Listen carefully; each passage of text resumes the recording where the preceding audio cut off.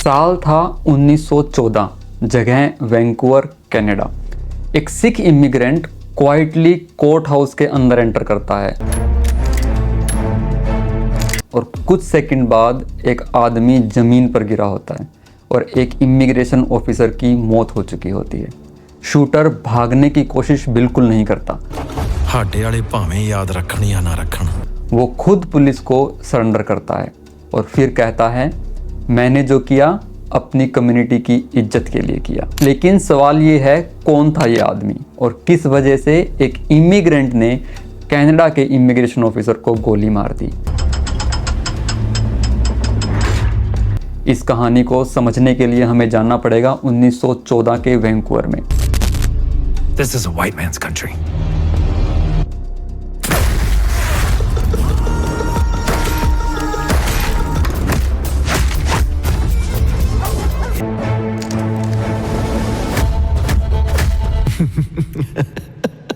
आज कनाडा दुनिया के सबसे इमिग्रेंट फ्रेंडली कंट्रीज में से एक माना जाता है, लेकिन 100 साल पहले रियलिटी बिल्कुल अलग थी।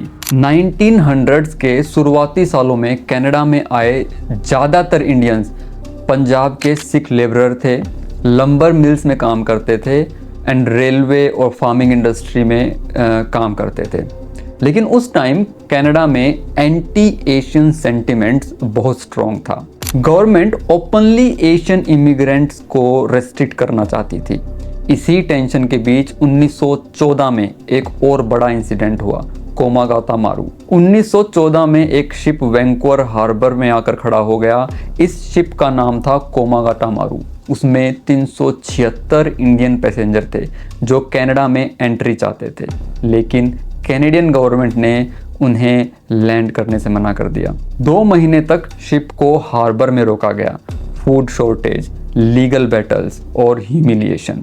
फाइनली शिप को वापस भेज दिया गया। ये इंसिडेंट सिख कम्युनिटी के लिए बहुत बड़ा इमोशनल शॉक था और इसी वक्त एंटर होता है एक नाम, William Hopkinson. William Hopkinson Canada का इमिग्रेशन इंस्पेक्टर था, लेकिन उसका रोल सिर्फ इमिग्रेशन कंट्रोल तक लिमिटेड नहीं था। उसका काम था सिख कम्युनिटी को मॉनिटर करना, पॉलिटिकल एक्टिविस्ट पर नज़र रखना और इन्फॉर्मर्स का नेटवर्क चलाना। हॉपकिंसन हिंदी और पंजाबी दोनों समझता था, इस वजह से वो सिख कम्युनिटी के अंदर इन्फॉर्मर रिक्रूट करता था। बहुत लोगों को लगता था कि हॉपकिंसन कम्युनिटी में डिवीज़न क्रिएट कर रहा है और फिर सिचुएशन और ज़्यादा डेंजरस हो गई। 1914 में वैंकूवर के गुरुद्वारा में एक शॉकिंग इंसिडेंट हुआ। 2 सिख मैन की गोली मारकर हत्या कर दी गई। ये मर्डर कम्युनिटी के अंदर ही हुआ था। बहुत लोगों ने ब्लेम किया कि ये कॉन्फ्लिक्ट हॉपकिंसन के इन्फॉर्मर्स की वजह से क्रिएट हुआ है। कम्युनिटी ऑलरेडी कोमागातो मारू इंसिडेंट से हर्ट थी और अब इंटरनल वायलेंस भी हो रहा था। टेंशन अपने पीक पर पहुंच चुकी थी और इसी एनवायरनमेंट में एक आदमी डिसीजन लेता है। उसका नाम था मेवा सिंह। मेवा सिंह पंजाब के एक गांव लोपोके से कनाडा आए थे। वो एक सिंपल इमिग्रेंट वर्कर थे, ना कोई पॉलिटिकल कनेक्शन, ना कोई रिवॉल्यूशनरी लीडर। लेकिन उन्हें लगता था कि सिख कम्युनिटी को इंसल्ट किया जा रहा है और डिवाइड किया जा रहा है। और फिर 21 अक्टूबर 1914 को उन्होंने एक ऐसा स्टेप लिया जो कैनेडियन हिस्ट्री में परमानेंटली रिकॉर्ड हो गया। 21 अक्टूबर 1914, location Vancouver court house. Immigration officer William Hopkinson वहाँ प्रेजेंट थे। तभी मेवा सिंह क्वाइटली बिल्डिंग में एंटर करते हैं और सडनली वो हॉपकिंसन पर गन फायर कर देते हैं। हॉपकिंसन वहीं गिर जाता है। कोर्ट हाउस में केओस मच जाता है, लेकिन सबसे शॉकिंग बात क्या थी, मेवा सिंह भागे नहीं। उन्होंने खुद पुलिस को सरेंडर कर दिया और ट्रायल बहुत जल्दी स्टार्ट हो गया। कैनेडियन अथॉरिटीज़ ने इसे क्लियर मर्डर केस माना, लेकिन कोर्ट में मेवा सिंह ने एक स्टेटमेंट दिया। उन्होंने कहा, कम्युनिटी को इंसल्ट किया जा रहा था और इन्फॉर्मर्स की वजह से सिख कम्युनिटी में वायलेंस हो रहा था। उन्होंने कहा कि उन्होंने जो किया वो अपनी कम्युनिटी की डिग्निटी के लिए किया, लेकिन कोर्ट ने उनकी बात एक्सेप्ट नहीं की। हाडे वाले भावें याद रखन या ना रखन, पर इन्हां अरगे तां नहीं कदे भुलदे।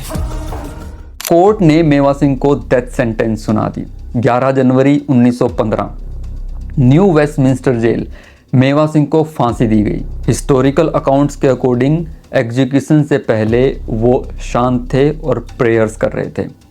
उनकी डेथ ने सिख कम्युनिटी पर डीप इम्पैक्ट छोड़ा। कैनेडियन लॉ के लिए मेवा सिंह एक कन्विक्टेड मर्डरर थे, लेकिन सिख कम्युनिटी के लोग उन्हें आज भी शहीद के रूप में देखते हैं। एक ऐसा आदमी जिसने अपनी कम्युनिटी की डिग्निटी के लिए अपनी जान दे दी। आज कनाडा में सिख कम्युनिटी बहुत स्ट्रॉन्ग और सक्सेसफुल है, लेकिन उनका सफ़र आसान नहीं था।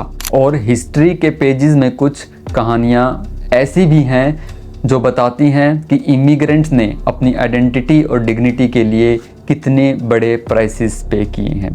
और ऐसी ही कहानियाँ आप तक पहुंचाने के लिए मेरी कोशिश जारी रहेगी। तब तक के लिए नमस्कार।